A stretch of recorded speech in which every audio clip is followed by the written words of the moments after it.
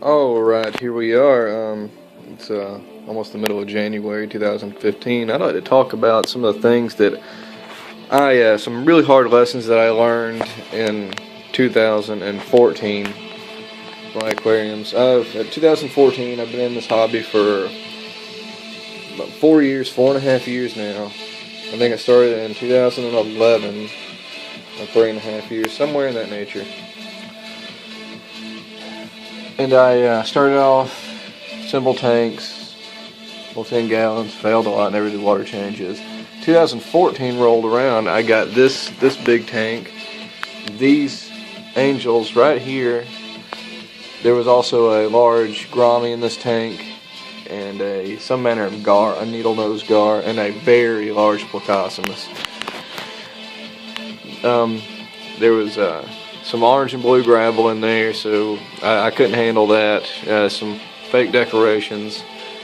So I started to convert this tank over to planted. So I scooped out all of the orange and blue substrate and started adding sand. I rinsed the sand first, but I discovered it is really hard on hang on the back filters if you do not take them off when you add the sand. So I actually left the fish in here, and later I did the same thing again with the fluorite substrate. Put it in there, didn't rinse it. This thing was just a mud hole. Plants in there, fish still in there. It was absolutely awful. Never ever will I add fluorite substrate without a thorough rinsing with the stock moved, filters off. That was a terrible escapade. I learned that these two right here are murderous swine because I decided that I was going to put 8 corridors in this tank, kind of clean up the bottom a little bit, be swimming in and out of the stems. 20 minutes. It took them 20 minutes to kill all 8 of those corridors. They were just picking them up, running them around the tank like they were squeaking toys. I learned that you can put way too many stems in a planted tank. Like this Kambamba, it will take over. The Rotala will take over. I've really started to spread that out. Get stems closer in the back. Get some foreground plants, some crypts, something like that. Some large leaf Anubis, and start working on carpet. I really doubt that these guys are gonna let me have any carpeted plants in there. They really like to tear up new plants, things they're not used to. I think they've uprooted one of those recently. That's some very good stuff I learned. Also, canister filters. Buy a new one, don't buy a used one. Heaters, don't let them run dry. I'm not really sure what the hell this thing right here is for. You can find nifty little gizmos like this at Bargain Hunt.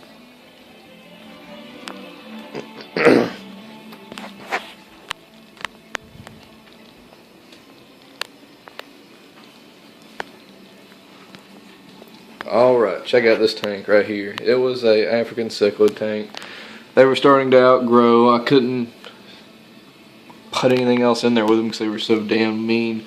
So I converted it, rehomed them, gave them all away, added this Eco Complete, nice flubal canister down below, and one single beta. This tank's been up for a while. I got some plants floating in there, some stems that I was going to plant, but then disaster struck very, very recently. See that down there? That's shattered tempered glass. This tank, it was an open top with this light right here, 75 watt metal halide. I guess Finley in there, the one lone beta fish, managed to make a splash big enough to hit that light and cause the glass to shatter. So that's the problem I'm going to be dealing with later today. It's very unfortunate that happened. Really straight from topic, but the lights have been out in there. You can really tell. Plant growth was excellent. The Kambamba was sprouting nodes off of every direction. The Rotala, it was pearling. Now it's yellow. Jesus. The dwarf hairgrass, it was doing wonderful. Now it's looking like damn it, I don't know. There was a new leaf coming out of the sword, and it's still coming out. It's not as red as it was. This thing was bright red. Now there's some yellowing of leaves down there because I'm back to one single T8 bulb that's, God, I don't know how many years old. Alright guys, thanks for watching.